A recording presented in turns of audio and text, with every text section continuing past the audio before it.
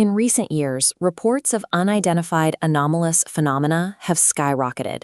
The pressure for answers has reached the highest levels of government, with lawmakers demanding the intelligence community disclose secret crash retrieval programs.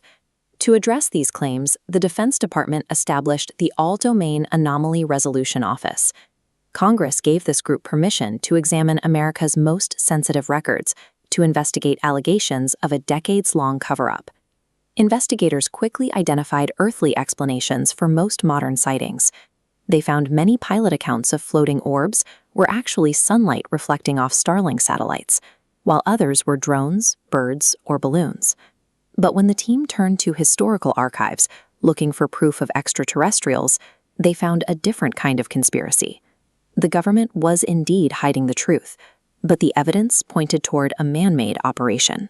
The AARO investigation uncovered evidence of psychological operation by the U.S. military, one that targeted its own citizens and soldiers to keep classified weapons hidden. The roots of this deception reach back to the Cold War. In 1967 Montana, Air Force Captain Robert Salas sat in a concrete bunker, responsible for 10 nuclear missiles and prepared for a Soviet first strike. Around 8 p.m., a guard reported a glowing reddish-orange oval hovering over the front gate. Inside the bunker, alarms began to sound. All 10 nuclear missiles were suddenly disabled. For decades, the incident was cited as proof of extraterrestrial intervention. However, AARO's investigators found the orb was actually a portable electromagnetic generator deployed by the Air Force. To prepare for a nuclear war, scientists needed to see if a burst of energy could knock out American launch hardware. This device simulated that pulse, gathering power until it glowed orange, and then disrupting the guidance systems below. Any public leak of these tests would have shown the Soviets that America's nuclear arsenal could be neutralized. To protect that secret, the military kept the launch commanders in the dark and forced them to sign non-disclosure agreements. By hiding this vulnerability from the Soviets, the Air Force unintentionally convinced its own soldiers that they had witnessed a visitation from another world. By the 1980s, this practice of using UFOs as a shield moved to Area 51 in the Nevada desert. At the time, the military was testing the F-117 stealth fighter.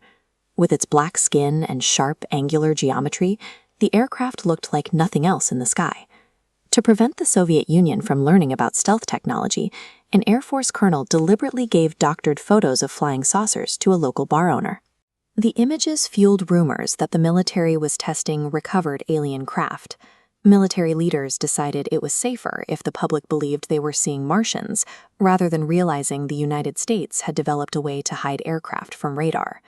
Eventually, the culture of secrecy within the Pentagon's most classified programs began to turn inward. This led to an induction ritual called Yankee Blue. New commanders of top-secret programs were shown fake photos of what were described as anti-gravity maneuvering vehicles. Officers were forced to sign non-disclosure agreements regarding the fake technology. They were told that speaking about the craft could result in imprisonment or execution, leaving them terrified and convinced the program was real. AARO investigators found this practice continued for decades, duping hundreds of high-ranking military personnel into believing the government held alien secrets. The military's obsession with secrecy had shifted from a Cold War tactic into a routine where it actively misled its own leadership. Today, the Pentagon is dealing with the fallout of its own fabrications. The stories planted decades ago have created a mythology so pervasive that many senior government officials now believe the very lies the military invented.